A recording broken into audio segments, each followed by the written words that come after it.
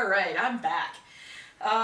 Well, let's talk about, now that we've gone over all the really, really cool organisms, let's not forget the little guy because these are kind of the base of the food chain that supports all the more interesting creatures.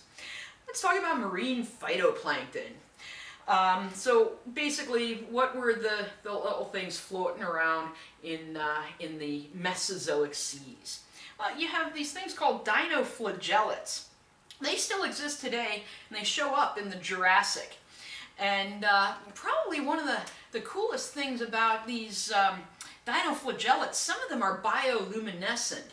And I remember being on a ship once at night where the movement of the ship, the props, would disturb the dinoflagellates. And so you would actually see this like glowing area behind the ship because we were, I guess, annoying the bioluminescent dinoflagellates. But anyway, they're kind of cool. They're tiny though. This is what they look like.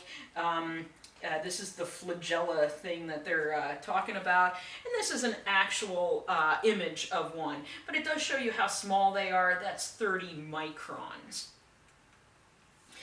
Other important things at this time are the coccolithophorids. And I know earlier in a lecture I said we shorten this to coccoliths because it's a long, annoying name to say. These guys also show up in the Jurassic and do still exist today. And they're what we consider golden brown algae. And they are carbonate secreting. So they secrete this sort of carbonate structure. Carbonate, remember, is like calcite. And this is the little structure that they secrete. And these guys make up the calcareous ooze that we see on the seafloor today, and they make chalk. And remember, Creta is the Latin for chalk. The Cretaceous is named for these massive chalk deposits found in many parts of the world. So you can imagine the Cretaceous seas were filled with lots of these little coccoliths. We also have diatoms floating around in the oceans at this time. They existed from the Cretaceous to the Peasant. Well, you can see I'm really good with typos here. They still exist today, so Cretaceous to present. These guys secrete these interesting silica structures, silica being quartz. And if you look at them under the microscope, many are quite pretty. All right, so that was what was going on in the world's oceans as far as the little plankton that were floating around there that were the base of the food chain. Let's look at other important things happening with plants. So important steps in plant evolution. So one of the important steps actually occurred back in the Paleozoic. In the Paleozoic, you have the development of spores as a way to produce offspring. And this is like what we have in ferns. But another important step in evolution that also occurred in the Paleozoic is we get gymnosperms. And gymnosperms are non-flowering seed plants. And so these do have to be pollinated. And included in these gymnosperms are things like cycads, seed ferns, conifers, and ginkgos. But our next big thing in plant evolution is the development of angiosperms. These are flowering plants with encased seeds. And this happens in the Mesozoic. So just think about this. If you would have wandered the forests of the Paleozoic, you know, those carboniferous coal forests, you would not have seen a single flower because flowering plants don't yet exist. They only show up in the Mesozoic. There is a plant that doesn't exist yet in the Mesozoic, and that's grasses. So if you wandered around in the age of dinosaurs, you would not see any kinds of grasses. Those do not evolve until the Cenozoic. So anyway, let's take a look at gymnosperms in the Mesozoic and then move to those angiosperms. So gymnosperms all but the seed ferns have extant varieties. So seed ferns went extinct, but all the other groups still have some sort of part of that family tree existing today. Cycads, which actually are quite common here in Texas, they're a very common ornamental plant. You'll see them in a lot of people's yards. Cycads were really, really common in the Mesozoic. In fact, sometimes people, instead of calling it the age of reptiles, they're like, it's the age of cycads, because these things were growing all over the place. And they were really, really abundant in the Jurassic.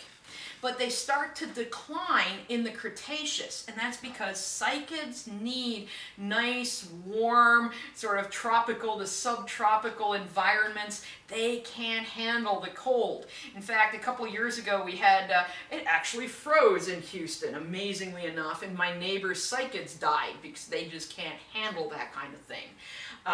But these guys, they were very, very abundant in the Jurassic. So many of those dinosaurs that we looked at, those herbivores, might have been munching on some of those.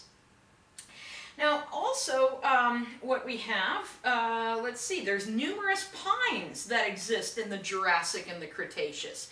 And some of those pines don't look like what we associate with modern pine trees. Some of those more primitive pines look like this monkey puzzle tree. And that's monkey puzzle trees growing in South America. So if you wandered around the age of dinosaurs, you might have seen some forests that looked a bit like that, because these types of pines were pretty common at that time as well. Now, angiosperms, the flowering plants. This is that big step in evolution. This happens in the early Cretaceous. And by the mid-Cretaceous, flowering plants become pretty widespread. And I chose to put a magnolia tree in there because a magnolia tree actually is, you can think of it as a living fossil. It is one of the earlier flowering plants.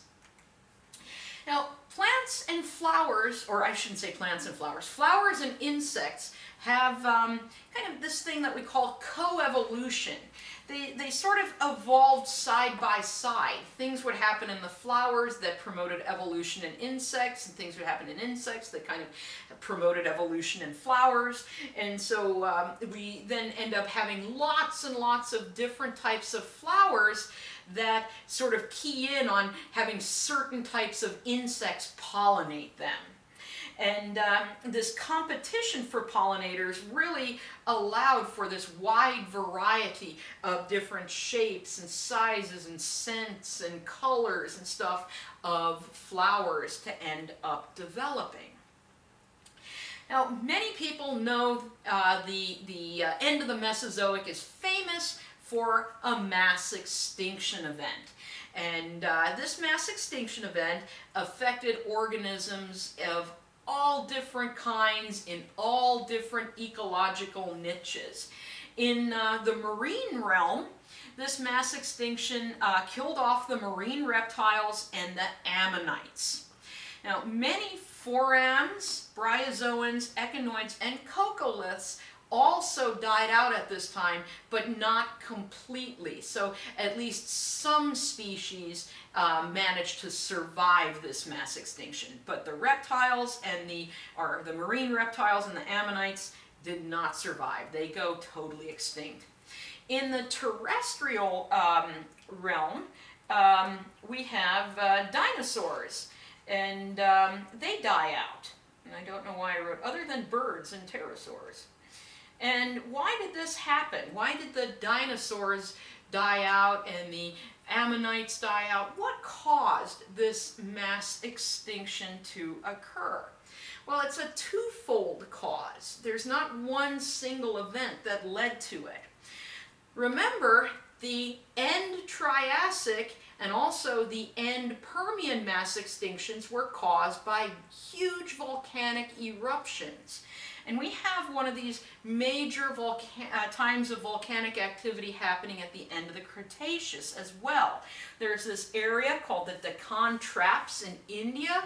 This was erupting at that time. And just like those other volcanic eruptions, we're going to disrupt the Earth's climatic system. Same thing with this massive eruption of the Deccan Traps. But at the same time, we also have a huge meteorite impact. A meteorite 6 miles wide impacted the Yucatan Peninsula of Mexico. And we call this the Chicxulub impact. And there's basically the crater. Now it's hard to see this crater today because it's buried under younger sediments. But we can see, using geophysical data, we can see that crater there. And also recently, scientists have taken a ship down there and they've drilled into the rocks of that crater and recovered the actual impact rocks as well. So what we're seeing here then, this is the diversity of our marine animal families over time. So again, we're looking at life over time. Here's our Cambrian. There we have some of these extinction events in the Paleozoic. Here we're entering the Triassic. There's our end Triassic extinction.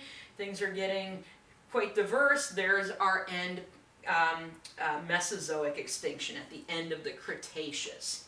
And so that's one of our big extinction events. And so unfortunately, we see all these fascinating creatures like the dinosaurs walking off into the sunset. And here's our random picture of the day. See this dinosaur that I have on my t-shirt right here? It went for a ride in my truck. That's the dinosaur in my truck. We were displaying it for a special event up in Michigan, and I had to borrow it from the Field Museum. The only problem is we had to go and pick up the dinosaur at the Field Museum, drive for a few hundred miles to bring it to the special event, and then take it back to the Field Museum when we were done. This is also the dinosaur that bit me. So, you know, some interesting memories of the dinosaur in the bed of my pickup truck. And that is Mesozoic life.